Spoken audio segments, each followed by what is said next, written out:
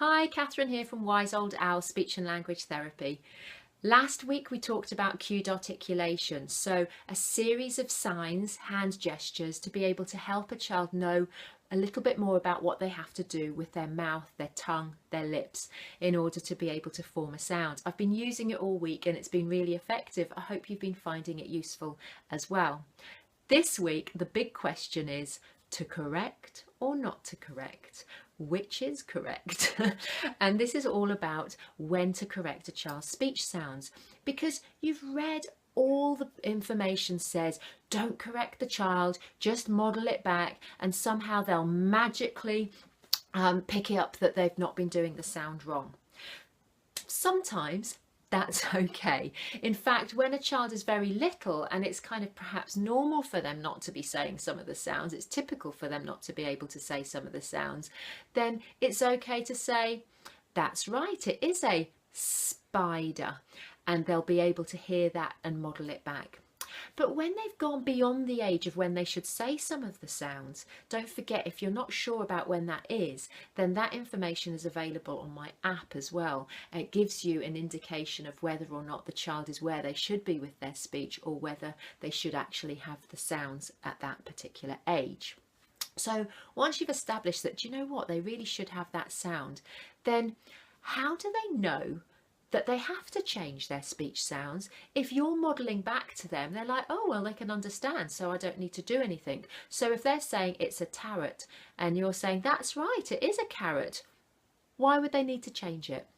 I think we actually should be looking at correcting them from time to time, but I'm going to give you a few do's and don'ts around it so that everybody's happy. Okay. The first, I'm going to give you some 3 reasons why you wouldn't correct a child. And these are very, very important. And you might not know until you try and correct them, but then you would just think, okay, I'm not going to do that again just yet. And these are the 3 things. Firstly, if a child's well-being is impacted upon by correcting the child, if they become anxious or withdrawn, or they refuse to imitate or to say back because they feel that they've done something wrong, then obviously that's a big no-no. I generally find that doesn't happen because of the manner in which I correct. I do it in a very fun, playful way. I don't do it in a don't say tar, say car kind of way. I'm not that kind of therapist. Or how many times have I told you, you don't say tar, you say car? Or why can't you do that all the time? You know, the praise with the sting in the tail. I hate that as well. Okay, so if the well-being of the child is impacted, obviously you're not going to correct them. The second thing is if they can't say the sound physically. So if they literally are struggling and they still can't say that k sound, then there's no point correcting them because they can't correct themselves. They can't fix that word up yet. And then the last one is maybe they're having speech therapy and they're working on the sounds and maybe they can just about say k by itself, but they can't blend it with vowels yet. Again, that would be another reason not to correct them just yet, but maybe to give them lots of opportunities to practice that sound. So to be able to draw it in the sand, or to be able to just say, oh, I'm taking a picture of you, and you're using that particular sound with your imaginary camera. Okay, so those are the 3 times that you wouldn't correct a child, but I think that actually correcting, if it's done in the right way, has a much quicker generalization than if you just let the children do it by themselves. So maybe to begin with, you would just point out, oh, that's one of your special sounds in that word. So if they said, I got a tar, and you say, oh, you have got a car, that's one of your k sounds, or sorry, I should have used cued articulation, not jolly phonics. That's one of your k sounds. Then they have an opportunity to fix it themselves if they want to, but there's no pressure. All you've done is you've pointed out that they haven't done the right sound in a positive way, and you're giving them the opportunity to fix it up if they want to. The next way of perhaps correcting a child would be to say, tar, and then just wait.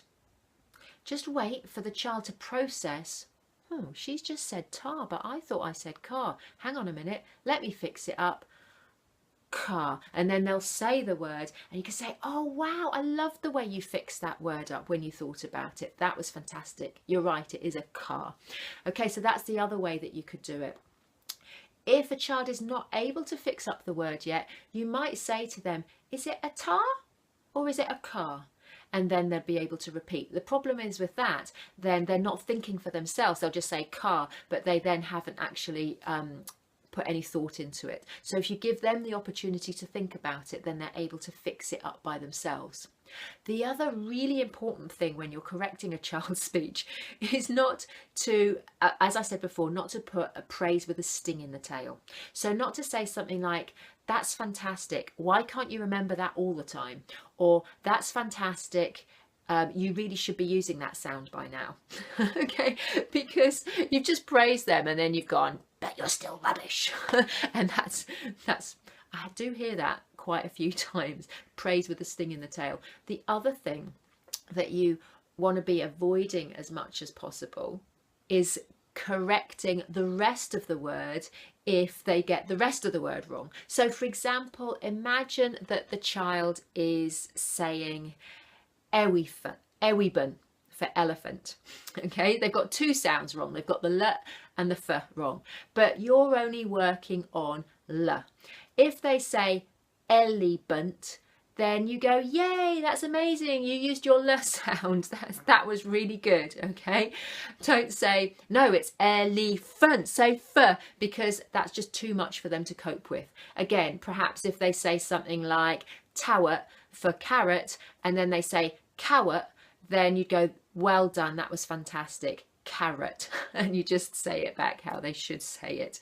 So I hope that's been useful in clarifying, because people say don't correct, just model it and the child will magically know when to do it, and obviously sometimes that's not the case. So I just wanted to give you a few suggestions as how to positively reframe how a child is speaking and giving them specific feedback about what they've done. And I always say to a child something like, I really love the way you fixed your word up then, because I didn't understand you, and then you fixed your word and then I could understand you. Because then it gives them a reason to think about their speech, and it gives them motivation to want to change how they're speaking.